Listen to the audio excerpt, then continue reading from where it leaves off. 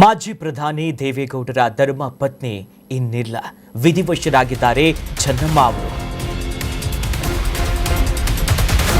ಮಾಜಿ ಪ್ರಧಾನಿ ದೇವೇಗೌಡರ ಪತ್ನಿ ಚೆನ್ನಮ್ಮ ವಿಧಿವಶರಾಗಿದ್ದಾರೆ. 85 ವಯಸ್ಸಿನ ಚೆನ್ನಮ್ಮನವರು ಚಿಕಿತ್ಸೆ ಫಲಿಸದೆ ಕೊನೆಯುಸಿರನ್ನ ಎಳೆದಿದ್ದಾರೆ. ಬೆಂಗಳೂರಿನ ಮಣಿಪಾಲ ಆಸ್ಪತ್ರೆಯಲ್ಲಿ ಚೆನ್ನಮ್ಮ ನಿಧನರಾಗಿದ್ದಾರೆ. ಉಸಿರಾಟದ ಸಮಸ್ಯೆಯಿಂದ ಬಳಲ್ತಾ ಇದ್ರು. ಆಸ್ಪತ್ರೆ ಕೂಡ ಅವರನ್ನ ಅಡ್ಮಿಟ್ ಮಾಡಲಾಗಿತ್ತು. ಆದರೆ ಮಣಿಪಾಲ ಆಸ್ಪತ್ರೆಯಲ್ಲಿ ಚಿಕಿತ್ಸೆ ಫಲಿಸದೆ ವಿಧಿವಶರಾಗಿರುವುದು. ಕಳೆದ 4 ದಿನಗಳಿಂದ ಚಿಕಿತ್ಸೆಯನ್ನ ಪಡಿತಾ ಇದ್ರು. ಮತ್ತು ಮಧ್ಯಾಹ್ನ ಅಷ್ಟೇ ಎಲ್ಲರೂ ಕೂಡ ಹೋಗಿ ಅವರನ್ನ ಭೇಟಿ ಮಾಡಿದ್ರು, ಅವರ ಆರೋಗ್ಯವನ್ನ ವಿಚಾರಿಸ್ಕೊಂಡಿದ್ರು. ಆದರೆ ಮಾಜಿ ಪ್ರಧಾನಿ ದೇವೇಗೌಡರ ಧರ್ಮಪತ್ನಿ ಚೆನ್ನಮ್ಮ ಅವರು ಇನ್ನಿಲ್ಲ. 85 ವಯಸ್ಸಾಗಿತ್ತು. ಮಾಜಿ ಪ್ರಧಾನಿಯವರ ಪತ್ನಿಗೆ ಬೆಂಗಳೂರಿನ ಮಣಿಪಾಲ ಆಸ್ಪತ್ರೆಯಲ್ಲಿ ಕೊನೆಯುಸಿರನ್ನ ಎಳೆದಿದ್ದಾರೆ. ಬಹಳಷ್ಟು ದೇವೇಗೌಡರ ಜೊತೆಯಲ್ಲಿ ಹೆಜ್ಜೆ ಹಾಕಿದಂಥವರು, ಏಳು ಬೀಳುಗಳನ್ನು ನೋಡಿದಂಥವರು, ಒಂದಿಷ್ಟು ಮಾದರಿಯಾಗಿದ್ದರು. ಈ ರಾಜ್ಯದ ಒಂದು ಪ್ರಾದೇಶಿಕ ಪಕ್ಷವನ್ನು ಕಟ್ಟುವುದರಲ್ಲೇ ಒಂದು ರೀತಿ ಅವರ ಹಿಂದೆ ಬೆನ್ನೆಲುಬಾಗಿಯೂ ಕೂಡ ಚೆನ್ನಮ್ಮ ಅವರು ನಿಂತಿದ್ರು. ಆದರೆ ಅವರಿಗೆ ಉಸಿರಾಟದ ಸಮಸ್ಯೆಗಳು ಕಾಡ್ತಾನೇ ಇತ್ತು. ಉಸಿರಾಟದ ಸಮಸ್ಯೆಯಿಂದಾಗಿಯೇ ಕಳೆದ 4 ದಿನಗಳಿಂದ ಆಸ್ಪತ್ರೆಯಲ್ಲಿ ಚಿಕಿತ್ಸೆ ಪಡಿತಾ ಇದ್ರು. ಆದರೆ ಇವತ್ತು ಕೊನೆಯುಸಿರನ್ನ ಎಳೆದಿದ್ದಾರೆ. ಈಗಾಗಲೇ ಆಸ್ಪತ್ರೆಗೆ ಎಲ್ಲರೂ ಕೂಡ ಆಗಮಿಸ್ತಿದ್ದಾರೆ.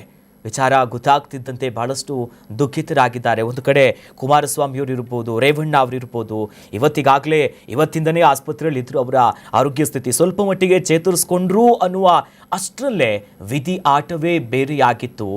ಮಾಜಿ ಪ್ರಧಾನಿಯವರ ಪತ್ನಿ ಚೆನ್ನಮ್ಮ ಅವರು ಇನ್ನಿಲ್ಲ.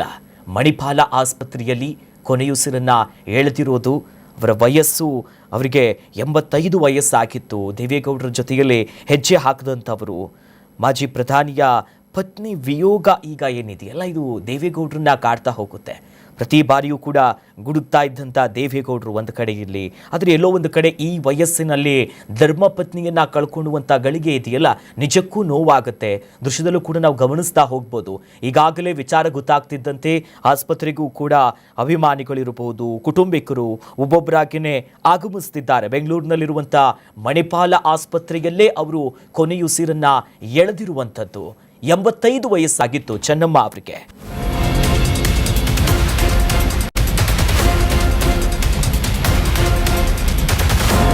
ಇದಕ್ಕೆ ಸಂಬಂಧಪಟ್ಟಂತೆ ನಮ್ಮ ಪ್ರತಿನಿಧಿ ಅಭಿಷೇಕ್ ದೂರವಾಣಿ ಸಂಪರ್ಕದಲ್ಲಿ ಜಾಯಿನ್ ಆಗಿದ್ದಾರೆ.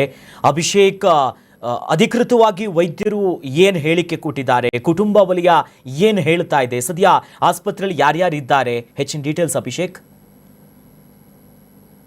ಪ್ರಧಾನಿ HD ದೇವೇಗೌಡ ಅವರ ಪತ್ನಿ ಚೆನ್ನಮ್ಮ ಅವರು ವಿಧಿವಶವಾಗಿದ್ದಾರೆ ಅನ್ನುವಂತ ಮಾಹಿತಿ ಇದೀಗ ಆಸ್ಪತ್ರೆ ಮೂಲಗಳಿಂದ ಲಭ್ಯ ಆಗಿದೆ. ಕಳೆದ 4 ದಿನಗಳಿಂದ ಬೆಂಗಳೂರಿನ ಮಣಿಪಾಲ ಆಸ್ಪತ್ರೆಯಲ್ಲಿ ಚೆನ್ನಮ್ಮ ಅವರು ಉಸಿರಾಟದ ತೊಂದರೆಯಿಂದ ಬಳಲುತ್ತಿದ್ರು. ಅದಕ್ಕೆ ಸಂಬಂಧಪಟ್ಟಂತೆ ಚಿಕಿತ್ಸೆ ಕೂಡ ಪಡೆಯುತ್ತಿದ್ರು. ಕಳೆದ ದಿನವಷ್ಟೇ ಏನು ಪತಿ HD ದೇವೇಗೌಡ ಅವರು ಮತ್ತು ಪುತ್ರ ಕುಮಾರಸ್ವಾಮಿ ಅವರು ಆಸ್ಪತ್ರೆಗೆ ಭೇಟಿ ನೀಡಿ ವೈದ್ಯರ ಜೊತೆ ಸಮಾಲೋಚನೆ ನಡೆಸಿದ್ರು. ಆ ಒಂದು ಸಂದರ್ಭದಲ್ಲಿ ದೇವೇಗೌಡರು ಸ್ಥಳದಲ್ಲೇ ಏನು ಪತ್ನಿಯವರೊಂದು ಆರೋಗ್ಯವನ್ನ ವೀಕ್ಷಿಸಿ ಕಣ್ಣೀರನ್ನ ಹಾಕಿದ್ರು.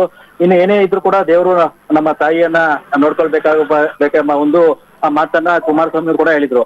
ಅದಾದ ನಂತರ ಇವತ್ತು ಏನೋ ಕಳೆದ ಬೆಳಿಗ್ಗೆಯಿಂದಲೇ ಅವರ ಒಂದು ಆರೋಗ್ಯ ಬಹಳ ಒಂದು ಗಂಭೀರ ಒಂದು ಸ್ಥಿತಿಗೆ ತಲುಪಿತ್ತು. ಆದ್ರೂ ಕೂಡ ವೈದ್ಯರು ಚಿಕಿತ್ಸೆಯನ್ನ ಮುಂದುವರಿಸಿದ್ರು. ಆದ್ರೆ ಇಂದು ಏನು ಸುಮಾರು 4 ರಿಂದ 4:15 ವೇಳೆಯಲ್ಲಿ ಚೆನ್ನಮ್ಮ ಅವರು ವಿಧಿವಶರಾಗಿದ್ದಾರೆ ಅನ್ನುವಂತ ಒಂದು ಮಾಹಿತಿ ಇದೀಗ ಆಸ್ಪತ್ರೆಯ ಮೂಲಗಳಿಂದ ಲಭ್ಯ ಆಗ್ತಿದೆ. ವಿಚಾರ ತಿಳಿದುಕೊಂಡಿರ್ತಕ್ಕಂಥ HD ಕುಮಾರಸ್ವಾಮಿ ಹಾಗೂ ಅವರ ಪತಿ ಅಂದ್ರೆ ಚೆನ್ನಮ್ಮ ಅವರ ಪತಿ HD ದೇವೇಗೌಡ ಅವರು ಕೂಡ ಏನು ಆಸ್ಪತ್ರೆ ಒಂದು ಮಾಹಿತಿಯನ್ನ ತೆಗೆದುಕೊಂಡು ಏನೇನು ಕೆಲವೇ ಕ್ಷಣಗಳು ಕೂಡ ಆಸ್ಪತ್ರೆಗೆ ಬರಲಿದ್ದಾರೆ. ಈಗಾಗಲೇ ಮೊಮ್ಮಗ ನಿಖಿಲ್ ಕುಮಾರಸ್ವಾಮಿ ಕೂಡ ಮಾಹಿತಿ ತಲುಪಿದೆ. ಈ ಒಂದು ವಿಚಾರ ಏನು ಸಾಕಷ್ಟು ಒಂದು ದೇವೇಗೌಡರ ಕುಟುಂಬಕ್ಕೆ ಬಹಳ ನುಂಗಲಾರದ ತುತ್ತಾಗಿತ್ತು. ಯಾಕಂತಂದ್ರೆ ಇಡೀ ಪಕ್ಷದ ಮುಖಂಡರ ಒಂದು ಕಾರ್ಯಕರ್ತರಿಗೆ ಎಲ್ಲರೂ ಕೂಡ ಚೆನ್ನಮ್ಮ ಅವರು ಹತ್ತಿರ ಆಗಿದ್ರು. ಪಕ್ಷದ ಪ್ರತಿಯೊಂದು ವೇದಿಕೆ ಕಾರ್ಯಕ್ರಮದಲ್ಲೂ ಕೂಡ ಚೆನ್ನಮ್ಮ ಅವರ ಒಂದು ಸಹಕಾರ ಇತ್ತು.